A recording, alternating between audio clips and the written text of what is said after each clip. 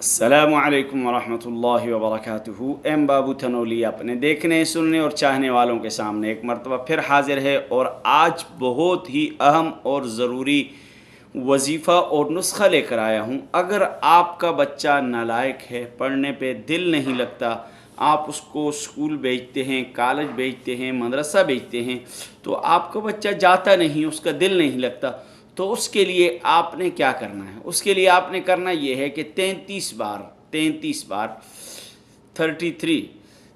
बार जो है आपने बिस्मिल्लाहिर्रहमानिर्रहीम पढ़कर बादाम या पानी पर दम करके कुछ अरसे तक उसको पिलाना है। बादाम या पानी पर बिस्मिल्लाहिर्रहमानिर्रहीम 33 बार दम करके उसको पिलाना है। इंशाअल्लाह उसका दिल पढ़ाई पे भी लगेगा और वो पढ़ेगा भी और अल्लाह उसे कामयाबी अता फ़रमाएंगे। बिस्मिल्लाह में इसमें आज़म है, इस वजह से